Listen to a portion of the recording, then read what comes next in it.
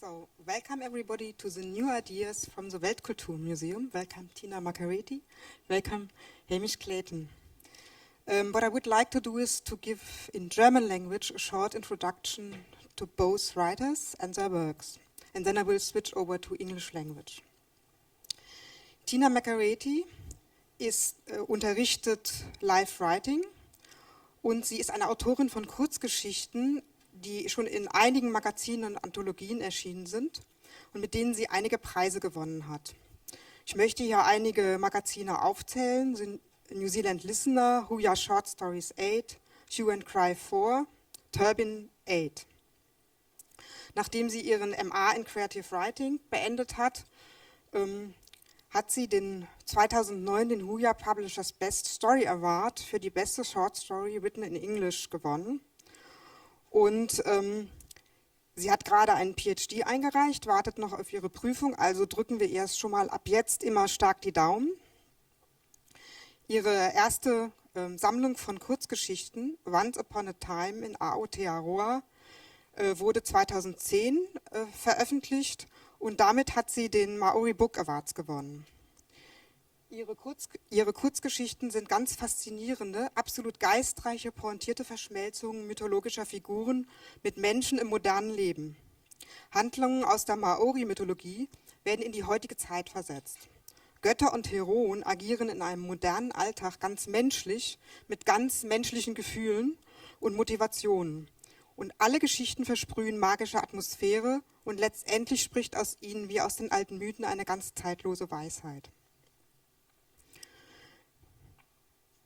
Gleichzeitig haben alle ihre Geschichten eine sehr weibliche Note und erinnern in vielen an irische Kurzgeschichtsautoren, wie zum Beispiel die bekannte Edna O'Brien.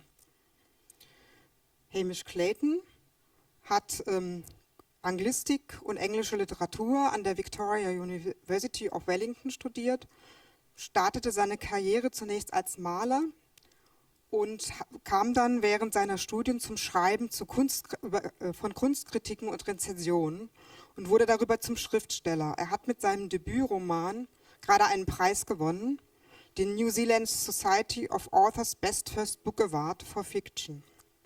Sein Roman Wolf spielt im frühen 19. Jahrhundert in Neuseeland. Er erzählt von dem bekannten, historisch bedeutenden Häuptling Te Rao Paraha aus der Sicht zweier englischer Seeleute.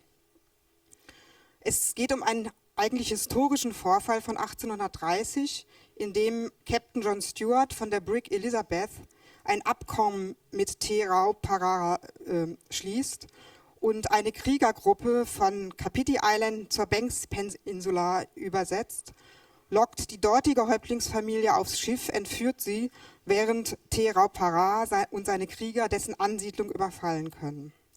Die Sprache dieses Romans ist zwar Prosa, aber geschrieben wie die Dichtung eines alten Heldenepos.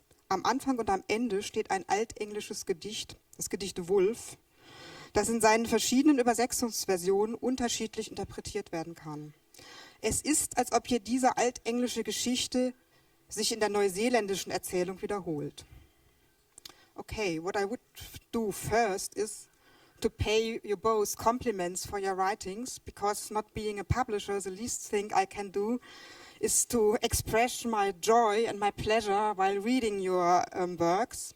I think, Tina, your works have a very female quality and a very female womanly wisdom, and they always reminded me, as I already said, to Edna O'Brien and perhaps a bit Jean O'Fallon, of course a female version of that. And I think that your being partly Maori and partly Irish makes a very good combination for you being a short story writer. And Hamish, I remember when I was at school, we had to do English courses, but we were allowed to choose Latin or French. And very often we discussed the beauty of languages, and the English language beauty was very often disputed in comparison to French. But I think your book proves how beautiful the English language can be. So yes, I would like the publishers to translate both of your works, that also Germans who are not so good in English reading are able to read it. Yes, but we are supposed to talk about objects, not so much about writing, because you both were invited to a writer's residency at our museum, the Weltkulturen Museum. And the first thing I would like to ask you, with what thoughts and ideas and expectations you came, because our museum is an ethnographic museum, and of course, you are not writers of anthropological issues in the strict sense. Perhaps we could start with Tina, because I read your web blog and you had you expressed a bit worries at this at your side. Yeah, I guess I didn't have expectations. I was open to whatever happened, but I knew there were two kind of sides of my own personal experience with museums, and one of those sides did have anxiety. So for the Māori side of me, there are a lot of questions around ethnography and anthropology, and the collection of items is very much symbolic of the entire colonial process. So walking into a museum can sometimes be a confronting thing for an Indigenous person. And so part of me didn't know if it would be confronting to work with an ethnographic collection. So I did have that concern. And the other half of me is, so I was brought up by my Pākehā or white New Zealander father. And one of our kind of one of the times in my life when I was most close to him, I think, was going to museums as a child. So that's always been a very positive experience. So I have two extremely different ideas about museums existing at the same time within me. And so I was open to whatever happened, but I kind of walk with those two possibilities. And do you want me to talk about what I found, or shall we leave yes, that until after Hamish could tell Yeah. about his expectations. Yeah, right? I think I agree with you, Tina, and that that sense that exhibitions can in galleries and things containing, objects from other cultures is quite a confronting idea to us in a New Zealand sort of context. As far as my expectations for the writer's residency went, I tried to limit those, because sort of written into the terms of the residency was that we were writing in response to the collection, and so I didn't want to come with any sort of set ideas. I wanted to sort of experience the collection, on a first-hand sort of way, and let what I experienced sort of form the writing.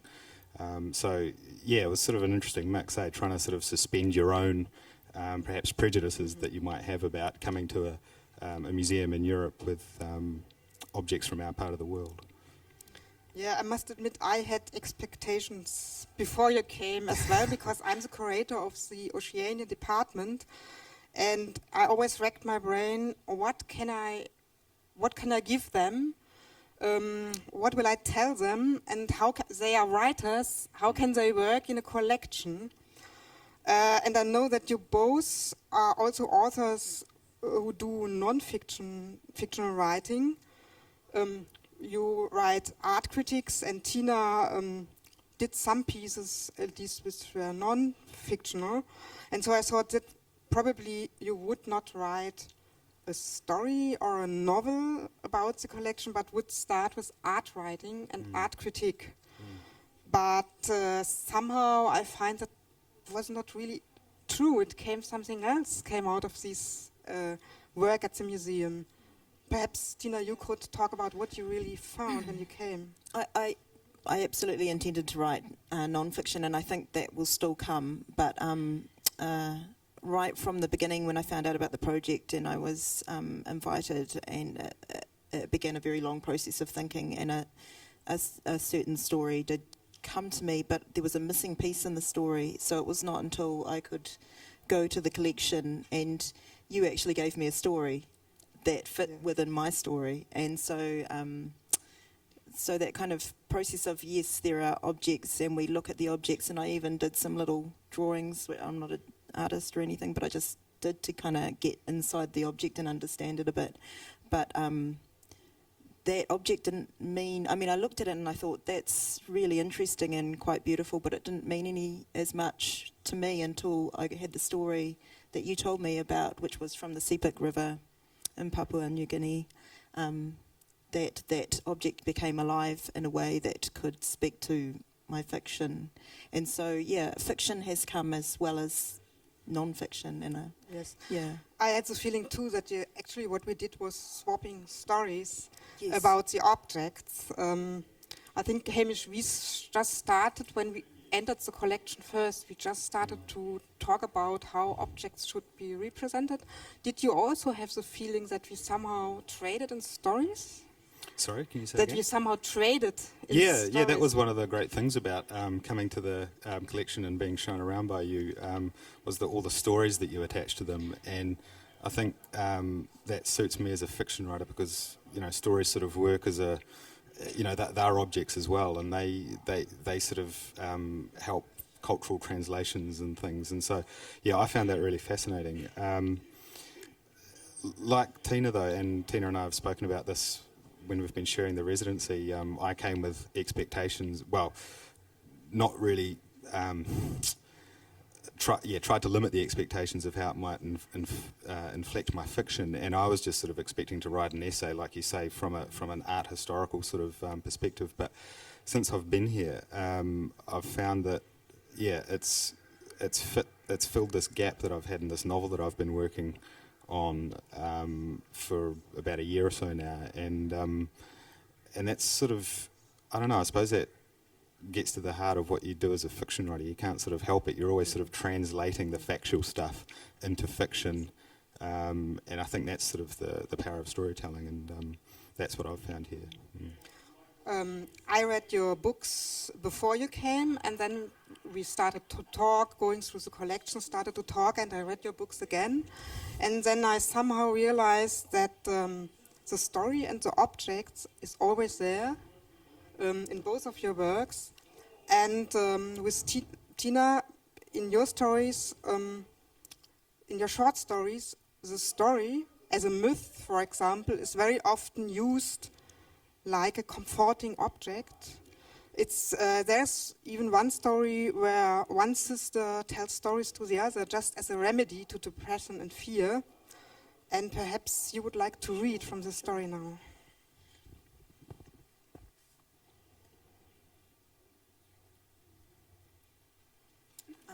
Kia ora, guten Tag. So as Eva said, that there's a story within a story, a myth within a story in what I'm going to read. And so I'm just going to read the mythical part of the story because the two parts work in tandem. And as Eva said, one sister is telling another sister stories as a remedy. And she actually starts with all the stories she knows. And I think I realised this morning that she goes through all the Brother Grimm stories and all the fairy tales that she knows, so I thought that was quite nice to read a bit of this. So finally, when she's finished going through all the fairy tales, she comes back to the Māori myths that she remembers, and I'm just going to introduce two particular well-known figures in Māori mythology. Maui did commune with the creatures of the forest, but that wasn't such a big deal in those days. You were a pretty poor example of the divine marriage between the gods and the earth if you couldn't read the body language of birds and imitate their talk well enough to make yourself understood. It was his other powers that separated him from the rest, the ability to transform his flesh, the will to harness nature to his bidding, and the third thing, his hunger. There were times when it was glorious to behold, his drive to climb higher, look further, shape his world. And there were times when the hunger overtook his sense of balance, and anyone looking into his eyes would have been repulsed by the dark and greedy gleam there. He could be sweet and charming too, of course. That's how most people knew him. Charismatic. Could talk the pants off the Queen if he wanted to. He'd done just about everything by this stage. Found his parents and his grandparents, moved the sun and the earth, proved himself beyond reproach. He was known to be tricky, but there were rewards to be had from every deceitful stunt he devised. Even his jawless and nailless grandmothers forgave him. He had come to his greatest challenge. His uncle died, and they held a tangi. A tangi is an extended funeral. And when he learned of the path that the deceased must follow to the underworld, he knew what his next task must be. Hine, mother of them all, she had become accustomed to the darkness, the layers of earth crusted over her skin, the damp beneath, fungal growth between her toes. She had friends, the nuke, worming their way around her, and later, as her skin decomposed, accidentally dining on her moist dermis from time to time, always replacing what they took with something richer, more fertile, so that Hine did not feel the loss. The larval tarakihi, munching the roots entangled in her limbs, the huhu whānau, tickling under her knees with their squirming, and of course all the different pāpapa, beetles, scurrying above, removing the dead leaves, eating anyone who'd carked it in the night, clearing away the debris. But still there was more forest decay, more remnants of lives gone by, more death. And that was what she was there for. There had to be someone who did the job for humans. He tangata, he tangata, he tangata, the most important thing in the world. All her children came back to her in death. She didn't know how long she had lain there. She dozed by day, and by night she opened her eyes, now nothing but wide black pupils, the lenses completely open so that she could see everything in the darkness, not just the movement of the stars above, the turning of the universe, but also the whispered yearnings that people feared to reveal in the night light. I am the mother of the night, my children. I see everything. Do not fear me. I know your darkest desires, and I still love you. But they did fear her. Back in the beginning, when she was young and pretty and fresh as dawn, when the light played in her hair and danced on her skin, she had been popular. She knew nothing of the world except its newness, its lushness matched only by the abundance of her own body, the babies she brought forth, and the joy of marriage to her husband. His betrayal turned her. Anybody who witnessed the moment of her undoing would have seen the shadows come over, the creatures of the undergrowth flocking as her radiance eclipsed. She was no longer a simple creature of light.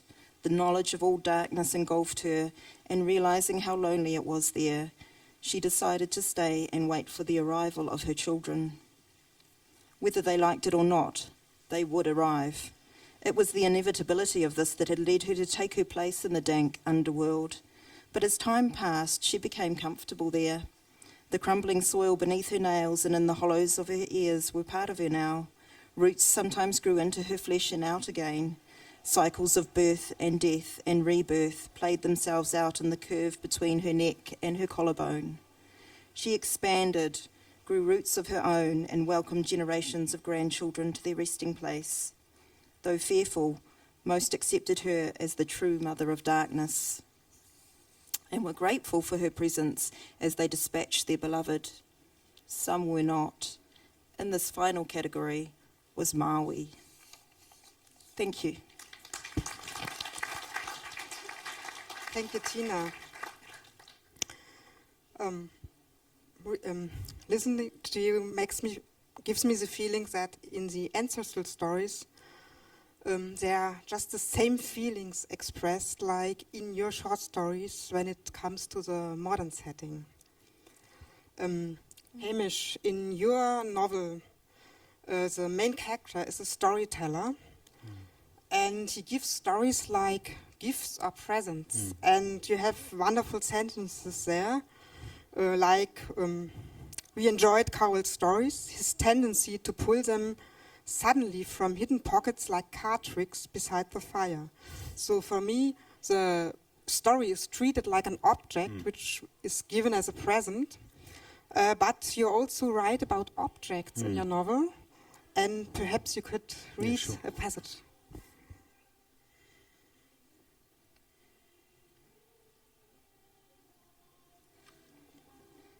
This is a passage which Eva suggested I read because it, I think it encapsulates this sort of mutual love that we've discovered, and which I wasn't quite aware of until these conversations that I was having with Eva in the collection, that part of the love of objects is the love of the stories they contain. but also we don't lose sight of the beauty of the object as well. They gave us more gifts. Cowell acquired a native spear carved from a single piece of hard dark wood. There was no piece of hammered steel, nor shard of sharpened stone fashioned and fastened as a blade, but the whole head was carved into the likeness of a fearsome face, with wondrous coloured shells making the shapes of wide eyes. The wooden blade was a long tongue, flat and wide and sharp, protruding from an open mouth. We looked at this thing that had the power of looking back at us and felt a restless spirit moving within it. I held it, and it was like holding an animal, an eel, sleeping but alive. Cowell explained that these spears were carved to represent ancestors, that an enemy struck in battle with one of their carved tongues was struck with the power of a curse, with the words of a forebear long since ascended to their pagan heaven. Thus the gestures in war carried a force equal to words. We received fish hooks and clubs made from whale bones, those white and grey sea timbers that were washed up on beaches, bowls and treasure boxes carved from wood, the native timbers which Swan was especially interested in. He ran his hands over the grains, flax baskets. We were taken with them, with their strength and lightness, their green colour that shifted with the light. Imagine whole sails made of the stuff, muttered Gunn. Jewellery made of greenstone, pendants carved into deities whose poses we couldn't understand, nose flutes we couldn't play, treasure boxes whose sacred emptinesses left us to treasure the boxes themselves. The feathers of native birds that reminded us of the English varieties we remembered for the differences we saw between them, the combs the New Zealanders gave us, combs like those we saw worn in their dark tresses, reminded us of the sheen of our sweethearts here we'd known at home. They gave us gifts, but the watcher coveted more. He wanted a native boat. 20 native canoes for a ride in the English brig, he said dryly. The men laughed, but in a quiet moment he explained to me what he reckoned about those native canoes. He said he can see them in London. Museums, he said, collections.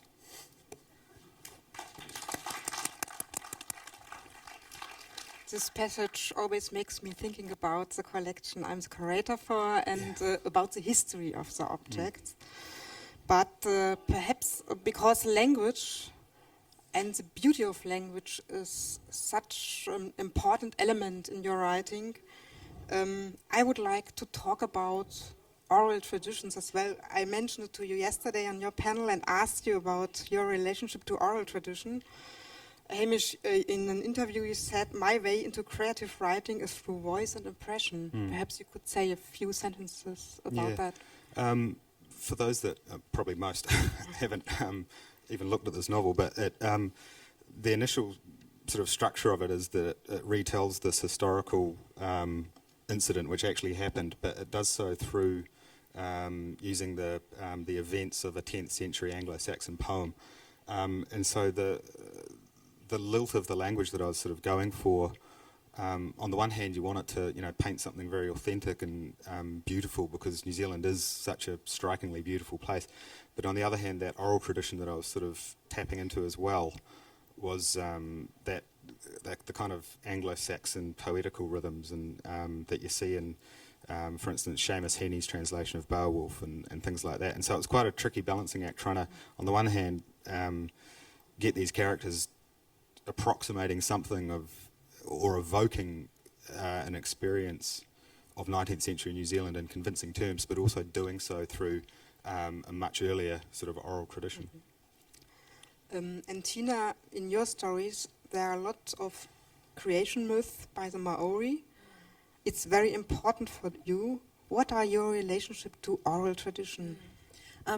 That's a really interesting question, because I came to it through written versions of the myths, and I think what I've figured out is I took my own sense of who we are as a culture, and when I say we, the many cultures of New Zealand, and kind of thought about that in terms of the written myths, because a lot of them were written in early colonial times, and so I felt like they'd captured some of the oral tradition, but they hadn't. Perhaps there were things that were missing. So in terms of rewriting myths, I think that you're kind of capturing a sense of your own understanding as well. And yeah, I mean, it's an interesting thing of biculturalism that for me everything is kind of written, and I am quite a kind of pen and paper person rather than there's a lot of wonderful performers here that can do stuff very, verbally, and I don't have that in me. So I kind of missed that out in my own upbringing, so I went looking for it on paper. And do you think looking at an object in a collection does help to reflect about a myth? Because, in Maori carving there's a lot of depiction of gods and Maui, for example. Yes, yeah. There's a number of pieces. So I've ended up concentrating a lot on the Māori collection, just simply because there's hundreds of thousands of objects to look at in the collections of Weltkulturen, and which is wonderful, but you tend to kind of hone in on what you understand a little bit about and what speaks to you a little bit. So I've kind of looked outside of that, but the objects that are Māori, I can read, and I only know a tiny amount, but I can read the creation in the carvings. So, there's a lot of our stories are in those carvings, and they tell a story. So yes, very much so, yeah. So I think time is nearly over, but I would like to ask you in the end, what do you take from here? What do you take from your visits to our collections? Hamish, perhaps? Well, I will be leaving my own field notes, if you like, as a part of the permanent collection. And these are all the notes that I've made with the collection. And it's going to be nice to give something back like that. But also that's the basis for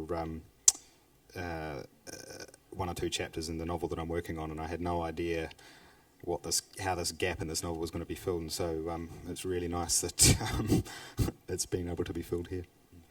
So probably when your next novel comes out, and the novel after that, we have to look for traces of the Weltkulturen Museum. Yeah.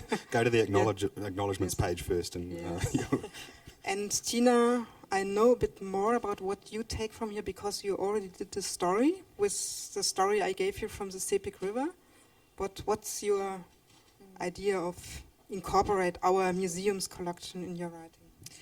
Yeah, it's actually a beginning, kind of, isn't it? It feels like there was very much an exchange.